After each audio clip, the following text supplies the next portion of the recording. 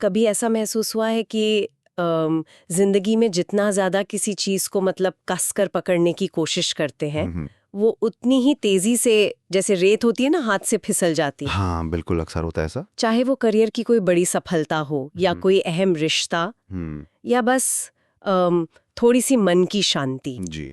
कभी कभी लगता है ना कि हमारी ये जो कंट्रोल करने की कोशिश है शायद वही चीजों को और उलझा देती है। सही कहा आपने, ये कंट्रोल का पैराडॉक्स है एक तरह से। हाँ, और इसी उलझन पर रोशनी डालते हुए एक बहुत पुराने चाइनीज फिलोसोफर हैं लाओ त्सु।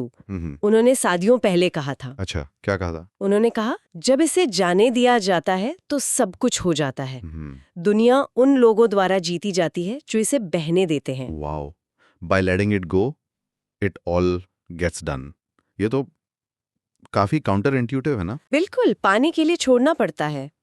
तो स्वागत है इस गहरी पड़ताल में जहां हम मिलकर ज्ञान के अलग-अलग सोर्सेज की तह तक जाते हैं। जी। आज हम एक ऐसी ही प्राचीन और कह सकते हैं थोड़ी रहस्यमयी किताब के विचारों को खंगालेंगे। एक ऐसी किताब जो सिखाती है जीवन की धारा के साथ बिना संघर्ष किए कैसे बहें। अच्छा, कौन सी किताब है ये? हमारा विषय है टाओ ते चुंग, और हम टाओ ते चुंग द विजडम ऑफ लेटिंग गो पर बेस्ड नोट्स और अंशों का एनालिसिस कर रहे हैं। इंटरेस्टिंग। तो मिशन क्या है आज का? मिशन यही कि इस प्राचीन ज्ञान के मोतियों को चुनें और देखें कि आज की जो इतनी तेज रफ्तार जिंदगी है, जिसमें हमेशा और ज्यादा की चाहत रहती है, उसमें इनकी चमक कितनी मायने रखती है।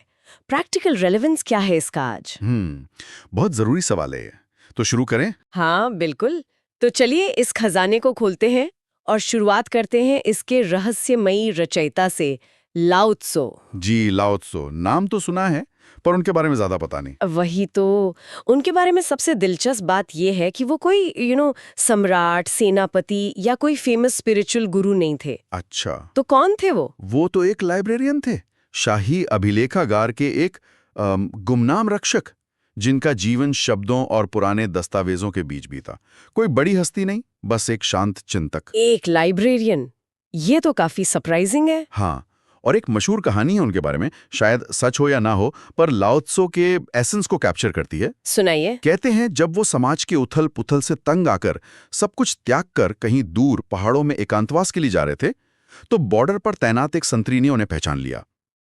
उस संतरी ने उनसे रिक्वेस्ट की, महात्मन, आप दुनिया छोड़ रहे हैं, लेकिन जाने से पहले अपने ज्ञान का सार तो हमारे लिए छोड़ जाइए। अच्छा। और कहा जाता है कि लाओ त्सु वहीं रुक गए और एक रात में उन्होंने बांस की खापच्चियों पर लगभग 5000 चाइनीज अक्षरों में वो लिख दिया जिसे आज हम ताओ ते चिंग के नाम से जानते हैं। एक रात में 5000 अक्षर, जीवन का सार? हाँ, जीवन, ब्रह्मांड और इंसान के अस्तित्व का निचोड़। ये कहानी अपने आप में कितनी काव्यात्मक है। यहाँ जो बात सोचने पर मजबूर करती है वो ये है कि कैसे एक व्यक्ति जो सत्ता या प्रसिद्धि के केंद्र से इतना दूर था, एक शांत लाइब्रेरियन, हाँ उसने शब्दों के इतने संक्षेप में इतना गहरा और स्थायी ज्ञान समाहित कर दिया। बिल्कुल। ये ज्ञान की प्रकृति पर भी सवाल उठाता है। क्या सच्ची बुद्धिमत्ता हमेशा बड़े मंचों या प्रसिद्ध नामों से ही आती है, या वो अक्सर शांत कोनों, अनएक्सपेक्टेड सोर्सेस से फूटती है? सही बात है। लाओ त्सु का जीवन और काम इसी दूसरी संभावना का प्रतीक है। ये रहस्य और सादगी का मतलब अद्भुत मेल है। बिल्कुल सहमत। और उनकी इस कृति का जो केंद्र बिंदु है वो है टाओ। ताओ। जी, ताओ। ताओ शब्द का सीधा मतलब है मार्ग या रास्ता। लेकिन ये किसी सड़क या पगडंडी जैसा रास्ता नहीं है। अच्छा, तो कैसा रास्ता है ये? ये उससे कहीं ज्यादा सूक्ष्म और गहरा है। ये ब्रह्मांड का अदृश्य अंतर्निहित सिद्धांत है, प्रकृति का सहज प्रवाह, मतलब जीवन जीने का सबसे नेचुरल, बिना जोर जबरदस्ती वाला तरीका। वो रिदम जिससे सब कुछ चल रहा है। The underlying flow of things. Exactly. पर यहीं पर लाओ त्सु एक इंटरेस्टिंग ट्विस्ट लाते हैं। वो पहले चैप्टर में कहते हैं, वो ताओ जिसे बताया जा सकता है वो शाश्वत ताओ नो है। The Tao that can be told is not the eternal Tao. मतलब जिसके बारे में किताब है, उसके बारे में शुरू में ही कह दिया कि उसे बताया नहीं जा सकता। हाँ, कमाल है ना। इसका मतलब ये है कि जैसे ही आप टाओ को शब्दों में पकड़ने की, उसे डेफिनेशंस में बांधने की कोशिश करते हैं, उसका असली जीवंत सार आपकी पकड़ से छूट जाता है। ये पकड़ में ना आने वाली हवा की तरह है, जिसे महसूस तो किया जा सकता है, जिया जा सकता है, पर मुट्ठी में बंद नहीं किया जा सकता। ये सिर्फ फिलॉसफी की बात नहीं, ये हमारे रोजमर्रा के अनुभवों पर एक बहुत सटीक टिप्पणी है ना? जैसे सोचिए खुशी के बारे में, हम सब उसे पाना चाहते हैं, लेकिन जैसे ही हम उसे डिफाइन करते हैं, खुशी मतलब ये प्रमोशन मिलना या खुशी मतलब उस इंसान का प्यार पाना, हम उसे सीमित कर देते हैं। हाँ, ये तो है। और फिर उसे पाने की जिद में, उसे पकड़ के रखने की कोशिश में वो और ज्यादा दूर भागती महसूस होती है। सही। यहाँ भाषा की सीमाएं भी उजागर होती हैं। हमारे शब्द अक्सर गहरे आंतरिक अनुभवों जैसे प्रेम, शांति या टाओ को पूरी तरह व्यक्त करने में असमर्थ होते हैं। लाओ त्सु हमें इशारा कर रहे हैं कि जीवन के सबसे गहरे सच महसूस करने के लिए हैं, सिर्फ समझने या बताने के लिए नहीं। उन्हें पकड़ने की कोशिश ही उन्हें हमसे दूर कर देती है। हाँ, और ये चीजें हमने शायद अपनी जिंदगी में महसूस भी की होंगी। कभी ध्यान दिया है कि जब किसी चीज को, चाहे वो कोई नौकरी हो, कोई रिश्ता हो या किसी प्रोजेक्ट की सफलता हो, बहुत ज्यादा शिद्दत से एक जुनून के साथ चाहा जाता है जी, तो अक्सर उसमें रुकावटें आती हैं, या वो मिलती भी हैं तो उसका आनंद फीका लगता है। बिल्कुल बिल्कुल होता है ऐसा। ओवर अटैचमेंट शायद। हाँ, लेकिन जब हम थोड़ा सहज होते हैं, प्रयास जारी रखते हैं, पर उस अंतिम परिणाम से अपनी सारी उम्मीदें और पहचान नहीं जोड़ लेते, तो कई बार चीजें ज्यादा आसानी से सही समय पर घटित हो जाती हैं। अपने आप जगह बन जाती है जैसे। वही सोर्स से सहज सफलता यानी एफर्टलेस सक्सेस का टैरोइस्ट दर्शन कहते हैं। ऐसा नहीं कि कोशिश नहीं करनी, पर कोशिश के फल से बुरी तरह चिपकना नहीं है। बिल्कुल। और ये सिर्फ कोई संयोग नहीं है, ये ह्यूमन साइकोलॉजी और परफॉर्मेंस का एक गहरा ऑब्जर्वेशन है। कैसे? देखिए, अत्यधिक लगाव यानी अटैचमेंट, परिणाम को लेकर जरूरत से ज्यादा चिंता और हर चीज को कंट्रोल करने की तीव्र इच्छा, ये सब मिलकर एक तनाव पैदा करते हैं। हाँ, प्रेशर बिल्ड होता है। जी, और ये तनाव हमारे स्वाभाविक प्रवाह और क्षमता को बाधित करता है। जब हम इस मानसिक पकड़ को थोड़ा ढीला करते हैं, जब हम प्रोसेस पर ध्यान केंद्रित करते हैं ना कि सिर्फ मंजिल पर, तो विरोधाभासी रूप से हमारे सफल होने की संभावना बढ़ जाती है। सहज सफलता का मतलब आलस नहीं, बल्कि प्रवाह के साथ काम करना है। लहरों से लड़ने के बजाय उन पर सवारी करना सीखना है। तो गोल्स ज्यादा नेचुरली अचीव होते हैं। एग्जैक्टली। और इसी सहजता और प्रवाह से जुड़ा है लाओ त्सु का एक और काफी रेवोल्यूशनरी विचार, वुवे। वुवे, जी। इसका अनुवाद अक्सर कुछ ना करना या अकर्मण्यता कर दिया जाता है, जो मुझे लगता है पूरी तरह भ्रमक है। हाँ, ये कॉमन मिसकंसेप्शन है। इसका असली मतलब आलस्य या निष्क्रियता बिल्कुल नहीं है। तो क्या है फिर? पूरा विचार कुछ इस तरह है, कुछ ना करें, फिर भी कुछ भी अधूरा ना छोड़े। Do nothing yet leave nothing undone. अब ये सुनने में तो पहेली जैसा लगता है तो पहेली जैसा, लेकिन इसमें गहरा अर्थ है। सोर्स में इसे समझाने के लिए एक तीरंदाज का बड़ा सुंदर उदाहरण दिया गया है। अच्छा, तीरंदाज का? हाँ, कल्पना कीजिए एक माहिर तीरंदाज की। जब वो शांत है, उसका मन स्थिर है, शरीर सहज है, वो धनुष तानता है और तीर छोड़ता है, निशाना लग जाता है। सिंपल। ठीक है, फ्लो स्टेट में है वो। हाँ, लेकिन अगर वही तीरंदाज बहुत ज्यादा कोशिश करे, अपनी मांसपेशियों को अनावश्यक रूप से सख्त कर ले, सांस रोक ले, हर एंगल को जरूरत से ज्यादा परफेक्ट करने की कोशिश करें, तो क्या होगा? उसका हाथ कांपने लगेगा, ध्यान बढ़ जाएगा और तीर निशाने से चूक जाएगा। सही। ओवर थिंकिंग, ओवर ट्राइंग से परफॉर्मेंस खराब हो जाती है। बिल्कुल। जिंदगी में भी ऐसा ही होता है। जब हम चीजों पर, स्थितियों पर, लोगों पर बहुत ज्यादा जोर डालते हैं, उन्हें अपनी मर्जी से चलाने की कोशिश करते हैं, तो हम अक्सर उस स्वाभाविक लय को बिगाड़ देते हैं और चूक जाते हैं। फोर्स करने से काम बनता नहीं, बिगड़ जाता है। लेकिन जब हम प्रवाह में रहते हैं, सही क्षण का इंतजार करते हैं और तब सहजता से कर्म करते हैं, तो चीजें ज्यादा आसानी से और प्रभावी ढंग से होती हैं। यही वो वे है, बिना संघर्ष के सही समय पर किया गया सही कर्म। वो वे को समझना आधुनिक मन के लिए थोड़ा चैलेंजिंग हो सकता है, क्योंकि हम लगातार करने, हासिल करने, संघर्ष करने के आदी हो गए हैं। हाँ, हसल कल्चर जिसे कहते हैं। जी, लेकिन इसे स्पष्ट करना जरूरी है। वुवे का मतलब सचमुच कुछ नहीं करना, या हाथ पर हाथ धरे बैठे रहना नहीं है। ये निष्क्रियता का दर्शन नहीं है।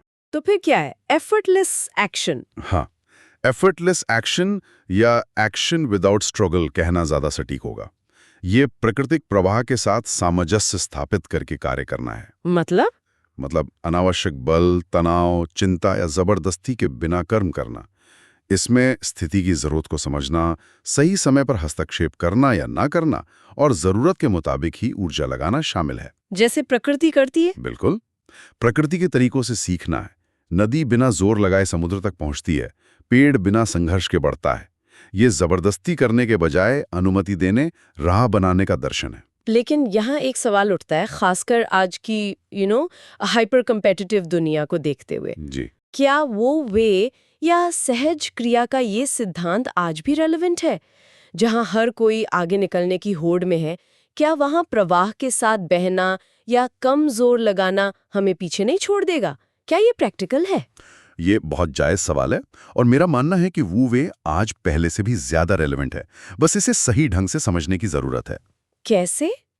देखिए, ये पलायनवाद या जिम्मेदारियों से भागना नहीं है, बल्कि ये अधिक कुशलता से, अधिक समझदारी से काम करने का तरीका है। अच्छा। आज की जटिल दुनिया में जहां चीजें तेजी से बदल रही हैं, हर चीज को जबरदस्ती कंट्रोल करने की कोशिश करना न सिर्फ थका देने वाला है, बल्कि अक्सर निष्फल भी होता है। हाँ, फ्रस्ट्रेशन ही हाथ लगती है। जी, वो वे हमें सिखाता है कि कैसे स्थिति का आकलन करें, कब आगे बढ़ना है, कब पीछे हटना है, कब बोलना है, कब चुप रहना है। ये इंटेलिजेंट इनएक्शन और फोकस्ड एक्शन का संतुलन है। सोचिए एक कुशल नाविक के बारे में। वो हवा से लड़ता नहीं, बल्कि हवा का रुख देखकर अपनी पाल को एडजस्ट करता है। यही वो वे है।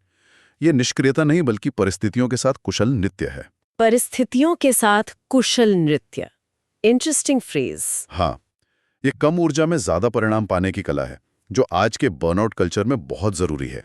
ये दृष्टिकोण आज की उस मेंटालिटी से कितना अलग है जहां ईगो, कंपटीशन और बाहरी मान्यता ही सफलता का पैमाना बन गए हैं। बिल्कुल। और यहीं पर लाओ त्सू का एक और गहरा कथन चोट करता है, जो दूसरों पर विजय प्राप्त करता है वो शक्तिशाली है, जो स्वयं पर विजय प्राप्त करता है वो पराक्रमी है। He who conquers others is strong. He who conquers himself is mighty. बहुत शक्तिशाली विचार है ये। जरा सोचिए आज की दुनिया पर सोशल मीडिया फीड्स, लिंक्डइन पर उपलब्धियों का निरंतर प्रदर्शन, इंस्टाग्राम पर दूसरों के परफेक्ट जीवन से अपनी तुलना। हाँ, वो कंपैरिजन ट्रैप। हर कोई लगातार खुद को बेहतर साबित करने, परफेक्ट दिखने, दूसरों से आगे निकलने की होड़ में लगा है। बाहरी दुनिया को जीतना, दूसरों पर हावी होना, यही जैसे शक्ति का स्टैंडर्ड बन गया है। लाओ त्से इस प्रचलित धारणा को पूरी तरह उलट देते हैं। उनके लिए असली शक्ति बाहरी दुनिया पर नियंत्रण पाने या दूसरों को हराने में नहीं है। तो किसमें है? वो तो क्षणिक है और अक्सर दूसरों की कीमत पर आती है। सच्ची स्थायी शक्ति, जिसे वो पराक्रम, माइटी कहते हैं, वो अपने भीतर के जगत को जीतने में है। अपने अंदर की दुनिया को? जी, मतलब अपने अहंकार को वश में करना, अपनी अनियंत्रित इच्छाओं को समझना, अपने भय और क्रोध जैसी भावनाओं पर महारत हासिल करना, अपने मन की उथल-पुथल को शांत करना, यही असली विजय है। Internal mastery. जी। और यहाँ एक और सूक्ष्म बात है, जब कोई व्यक्ति आंतरिक शांति और संतुलन प्राप्त कर लेता है, तो उसकी यह स्थिति बाहरी दुनिया को भी प्रभावित करती है। कैसे? उसकी उपस्थिति, उसके निर्णय, उसका व्यवहार, सब में एक स्थिरता और स्पष्टता आ जाती है, जो दूसरों पर जबरदस्ती के प्रभुत्व से कहीं ज्यादा गहरा और सकारात्मक प्रभाव डालती है। ये आत्मविजय के माध्यम से दुनिया को प्रभावित करने का एक शांत पर शक्तिशाली तरीका है। ये सब सोचते हुए मन में एक कल्पना आती है। अगर लाओ त्सु आज के किसी भागते दौड़ते महानगर जैसे मुंबई या दिल्ली या न्यूयॉर्क में होते और लोगों को अंतहीन दौर में भागते देखते, तो शायद वो मुस्कुराकर बस इतना ही कहते, भागना बंद करो, तुम पहले से ही वहीं हो जहां तुम्हें होना चाहिए। Stop running, you are already there. ये तो बहुत शांत कर देने वाला विचार है। शायद वो हमें याद दिलाते कि जिस शांति और संतुष्टि की तलाश में हम बाहर भागे जा रहे हैं, वो कहीं और नहीं, हमारे भीतर ही मौजूद है, बस इस दौड़ की धूल में छिप गई है। पॉइंट है। तो अगर हम ताओ ते चिंग की इन गहरी शिक्षाओं का सार कुछ बिंदुओं में समेटना चाहें, जी, तो वो कुछ इस तरह होगा। जी।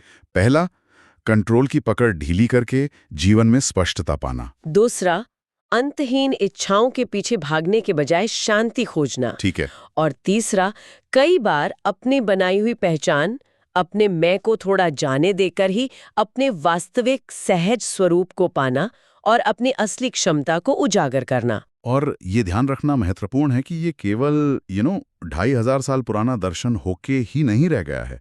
इसके सिद्धांतों ने आधुनिक युग में भी कई अलग अलग क्षेत्रों के प्रभावशाली लोगों को प्रेरित किया है। जैसे कि सोर्स में स्टीव जॉब्स का जिक्र है, जिनकी डिजाइन फिलॉसफी में सादगी और सहजता पर जोर था।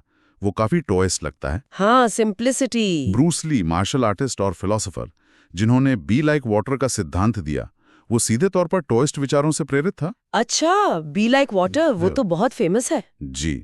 और आधुनिक आध्यात्मिक शिक्षक जैसे एखार्ट टॉले भी वर्तमान क्षण में जीने और प्रतिरोध न करने की बात करते हैं, जो ताओ की भावना से बहुत मिलती जुलती है। सही। वो और चुनौतियों से संबंधित है। और इस चर्चा के अंत की ओर बढ़ते हुए लाओ त्सु का एक और विचार है जो मुझे हमेशा बहुत शक्तिशाली लगता है। कौन सा? जब मैं उसे जाने देता हूँ जो मैं हूँ, तो मैं वो बन जाता हूँ जो मैं हो सकता हूँ। When I let go of who I am, I become what I might be. ये तो बहुत गहरा है। लेटिंग गो ऑफ हु आई एम। हाँ, ये दिखाता है कि जाने देना, लेटिंग गो, हार मानना या कमजोरी नहीं है। ये असल में भरोसा करने का एक गहरा अभ्यास है। कैसा भरोसा? अपने आप पर भरोसा, जीवन के प्रवाह पर भरोसा और उस अनंत संभावना पर भरोसा जो तब खुलती है जब हम अपनी पुरानी सीमित धारणाओं, अपनी बनाई हुई पहचान की दीवारों को गिरा देते हैं। पोटेंशियल अनलॉक होता है जैसे। बिल्कुल। अगर इस पूरी बातचीत का एक सेंट्रल मैसेज निकालना हो तो शायद वो यही होगा।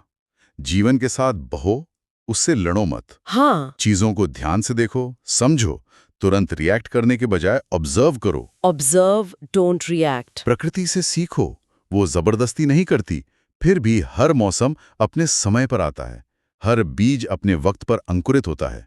उसकी प्रक्रियाओं में एक सहज ज्ञान और भरोसा है। ताओ का मार्ग हमें उसी प्राकृतिक सहजता और भरोसे को अपने जीवन में उतारने का निमंत्रण देता है। तो जैसा कि हमारे सोर्सेज हमें याद दिलाते हैं, अगली बार जब जिंदगी थोड़ी मुश्किल लगे, जब लगे कि चीजें कंट्रोल से बाहर हो रही हैं, या जब हम खुद को बहुत ज्यादा जोर लगाते हुए पाएं, तो क्या करें? तो शायद लाओ त्सु की ये सरल सलाह काम आ जाए। पानी की तरह बनो, बहो, जोर मत लगाओ। B like water, flow, don't force. पानी की तरह वो हर बाधा के चारों ओर से अपना रास्ता बना लेता है। वो लड़ता नहीं, बस बहता जाता है। एग्जैक्टली। और इस गहरी पड़ताल को समाप्त करते हुए एक विचार सबके मन में मंथन के लिए छोड़ जाते हैं, जो इन सोर्सेस से ही प्रेरित है। यदि कम प्रयास करने से, जबरदस्ती की पकड़ छोड़ने से अक्सर ज्यादा सार्थक परिणाम मिलते हैं, तो हमारी जीवन का वो कौन सा एक क्षेत्र हो सकता है, चाहे वो काम हो, रिश्ते हो, स्वास्थ्य हो या हमारी अपनी सोच? कोई भी एरिया, हाँ, कोई भी एरिया जहां अभी थोड़ा नियंत्रण ढीला करने से, थोड़ा प्रवाह पर भरोसा करने से शायद अप्रत्याशित लाभ मिल सकता है। ये सोचने वाली बात है। इस पर शांत मन से विचार करना शायद ताओ के रास्ते पर पहला कदम हो।